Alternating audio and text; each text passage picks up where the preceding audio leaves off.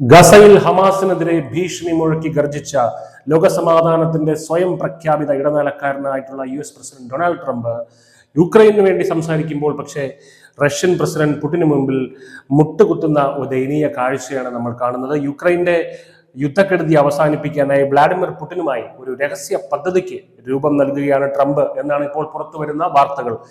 യുക്രൈനെ കൂട്ടാതെ റഷ്യയുമായി ഒരു 28 സമാധാന പദ്ധതി ഒപ്പിടുന്ന ട്രംപ് എല്ലാ വിജയങ്ങളും പുടിന് സ്വർണ്ണ തളികയിൽ വച്ചു നൽകുകയാണ് എന്നാണ് പറയുന്നത്. ഈ രഹസ്യ ഉടമ്പടിയുടെ 4 പ്രധാന പോയിന്റുകൾ എന്തൊക്കെയാണെന്ന് നോക്കാം. അതായത് റഷ്യ യുക്രൈനെ കൂട്ടാതെ US ഒപ്പിടുന്ന ഈ രഹസ്യ ഉടമ്പടിയുടെ 4 പ്രധാന പോയിന്റുകൾ ഇതൊക്കെയാണ്.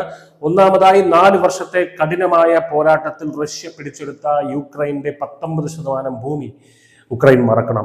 അതിന് റഷ്യക്കുള്ളതാണ്. ഡോൺബാസും ക്രിമിയയും എന്നേക്കുമായി റഷ്യയുടെ ഭാഗമായി മാറും. രണ്ടാമതായി യുക്രൈൻ അവരുടെ സൈന്യത്തെ പകുതിയിലധികം വെട്ടിക്കുറയ്ക്കണം.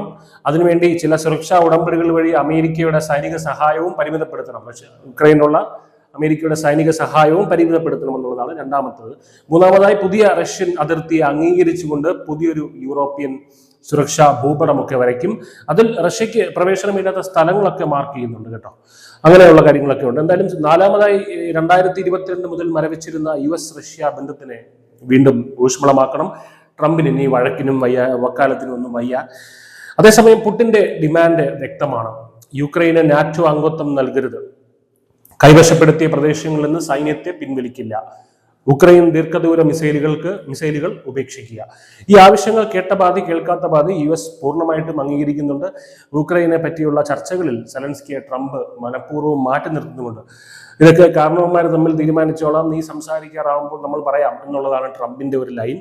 ഇതിൽ മനം നൊന്ത് സെലൻസ്കി ആരോടെങ്കിലും ഒന്ന് ചർച്ച ചെയ്യണമല്ലോ എന്നും പറഞ്ഞ് എർദോഗാനും തുർക്കി പ്രസിഡന്റ് ആയിട്ടുള്ള എർദോഗാനുമായിട്ട് നീതിയുക്തമായ സമാധാനം അങ്ങനെന്തോ ഒരു ചർച്ചയ്ക്ക് വേണ്ടി തുർക്കിയിലേക്ക് പറക്കുകയാണ്. ചർച്ചയാണോ സെമിനാറാണോ എന്തെന്നറിയില്ല. അതിൽ നല്ല ബെസ്റ്റ് ആളോടാണ് സമാധാന ചർച്ചയ്ക്ക് വേണ്ടി പോയിരിക്കുന്നത് സെലൻസ്കി. എന്തായാലും യുക്രൈൻ യുദ്ധം ഒറ്റ ദിവസം കൊണ്ട് അവസാനിപ്പിക്കുമെന്ന് പറഞ്ഞ് ഭരണത്തിൽ വന്ന ട്രംപ് ഈ പുടിൻ എന്ന് പറയുന്ന ആൾ തന്നെക്കാൾ വലിയ ഒറ്റ ബുദ്ധിയാണെന്ന് മനസ്സിലാക്കിയത് കൊണ്ടായിരിക്കാം ഇത്തരത്തിലൊരു സ്മാർട്ട് മൂവ് എടുക്കുന്നത് എന്നാണ് പല വിലയിരുത്തലുകളും വരുന്നത്. അല്ലെങ്കിൽ അടുത്ത വർഷത്തെ സമാധാന നോബലിന് വേണ്ടി യുക്രൈനെയും സെലൻസ്കിയും മനഃപൂർവ്വം ബലി കൊടുക്കുന്നു. എന്തായാലും 4 വർഷം പിന്നിടുമ്പോൾ ഉക്രൈനിൽ റഷ്യയുടെ പിടി മുറുകുകയാണ്. 19% ഭൂമി ഉക്രൈന് നഷ്ടപ്പെട്ടു. ആയിരക്കണക്കിന് ആളുകൾ മരിച്ചു. നഗരങ്ങളിൽ ഡ്രോൺ ആക്രമണത്തിന്റെയും മിസൈലുകളുടെയും മുറിപ്പാടുകൾ ഇപ്പോഴും കാണാം. പക്ഷേ ഒടുവിലെല്ലാം ഒരു രഹസ്യ കരാറിൽ ഒതുങ്ങാൻ പോകുകയാണ്. News desk, news India Malayalam.